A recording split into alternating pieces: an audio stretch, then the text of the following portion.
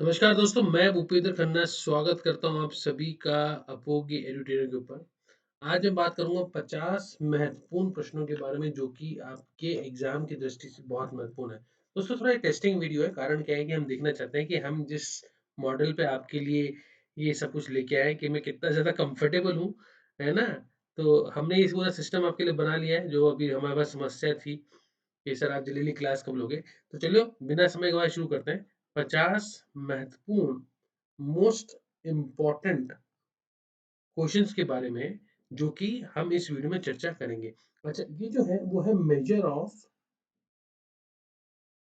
Central troll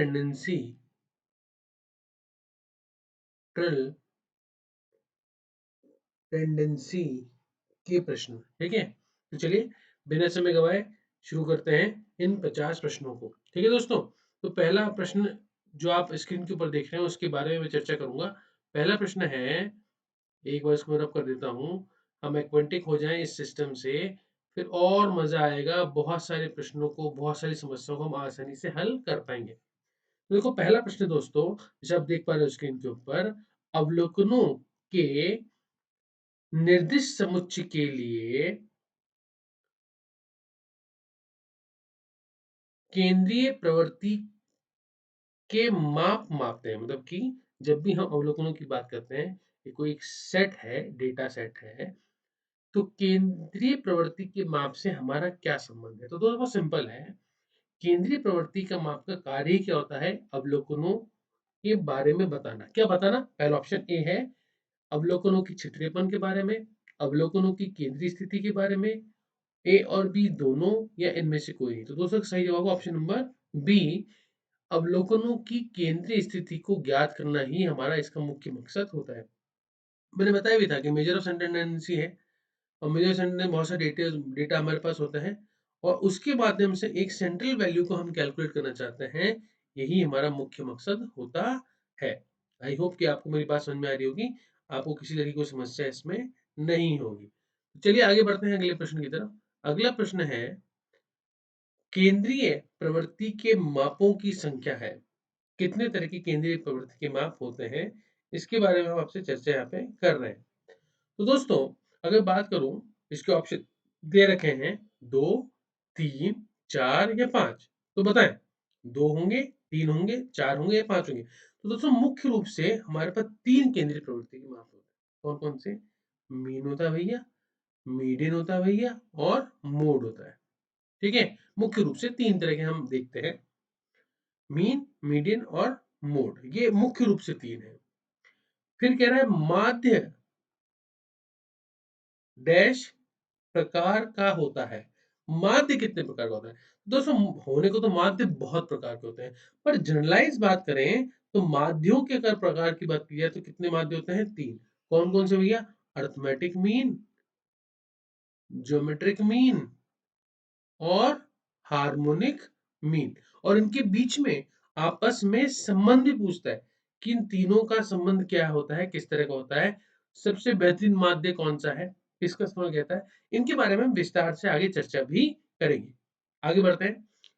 केंद्रीय प्रवृत्ति का एक माप जो अनुमान लगाने का प्रयास करता है। ठीक है, केंद्रीय प्रवृत्ति का एक माप जो अनुमान लगाने का प्रयास करता है। फिल इन द ब्लैंक है, केंद्रीय मूल्य, निचला मूल्य, ऊपरी मूल्य, या इनमें से कोई नहीं। Central value, lowest value, upper value, and none of these. तो correct answer will be what? केंद्रीय मूल्य को पता लगाने का प्रयास करता है।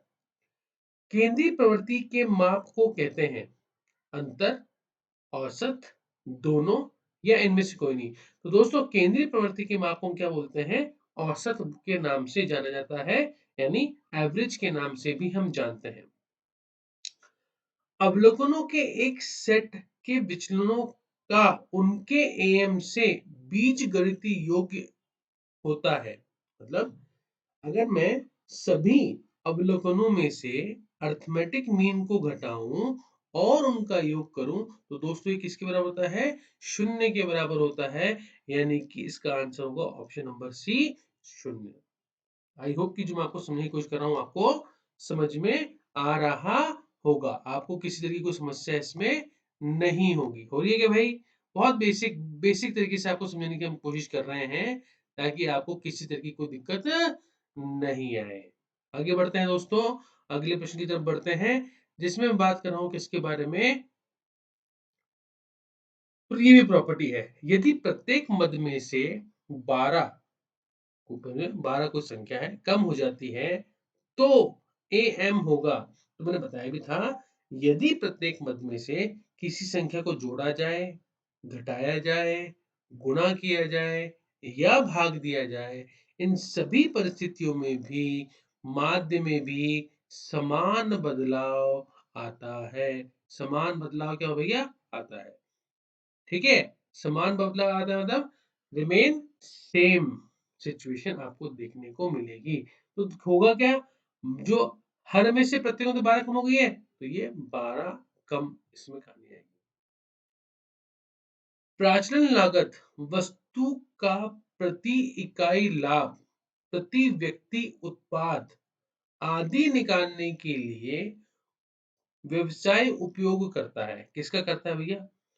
मतलब कॉस्टिंग के लिए, प्रति इकाई लाभ निकालने के लिए, प्रति व्यक्ति उत्पाद को निकालने के लिए, इन सब के लिए किसका इस्तेमाल होता है? अर्थमेटिक मीन, ज्योमेट्रिक मीन, माध्य का या भूनिष्ठ मतलब कि मोड का। जल्दी बताओ, वस्तु का प्रति इकाई लाभ निकालने के लिए इस सब के लिए किसका इस्तेमाल होता है? तो दोस्तों इसके अंदर सबसे ज्यादा इस्तेमाल होता है अर्थमेटिक मीन का।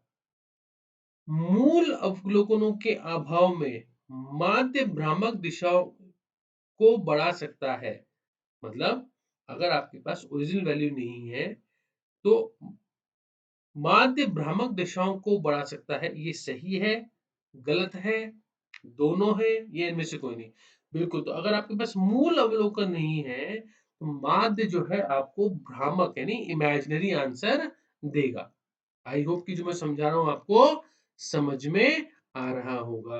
अच्छा, ये वीडियो कैसा बन रहा है? ये टेस्टिंग वीडियो है, ये कैसा बन रहा है? आपको समझ में आ रहा है या नहीं आ रहा है? मुझे कमेंट बॉक्स में जरूर लिख के देना है। मजा देखो, सुनो क्या होता है, आपके साथ मेहनत करें तभी मजा आएगा। क्योंकि काफी लोग बोलेंगे सर आप क्लास प्रॉपर्ली कब से लोगे, कैसे लोगे? ये तो मैं बताया भाई, मैं खुद ही अभी हाल फिलहाल एक समस्या से जूझ रहा हूँ। इस बार मैं बहुत प्रॉपर तरीके से क्लास नहीं ले पा रहा हूँ, बट यस, अगर ये जो हमने ऑल्टरनेट निकाला जिसके बेसिस पे हम बिना समय गवाए बहुत ज्यादा प्रश्न आपके सब बीच में कर पाएंगे, वो हमारा प्रयास है। यदि एक ही मात्रा सभी मूल्यों से गुणा की जाती है तो माध्य राशि द्वारा करेगा, जोड़ करेगा, कम करेगा, गुणा करेगा, भाग देगा। तो सभी मूल्य में क्या किया अपन ने? गुणा किया है, तो इसका आंसर क्या होगा भैया? गुणा हो जाएगा। ये मैंने अभी भी थोड़ी देर पहले ही ये प्रॉपर्टी आपको बताई थी, आप ध्यान से देख सकते हैं। इस प्रॉपर्टी के बारे में ही मैंने थोड़ी देर पहले आपसे चर्चा की है कि अगर हम बात कर रहे हैं जोड़ की, माइनस की, गुणा की या भाग की, सभी मदों में हम कर रहे हैं, तो ऑब्वियसली माध्य में भी वही बदलाव आता है। ठीक है दोस्तों, चलिए थैंक यू सो मच। ये वीडियो को हम कंटिन्यू करेंगे, पर मुझे बताएं कि हमारा ये जो नया तरीका है वो आपको कैसा लगा।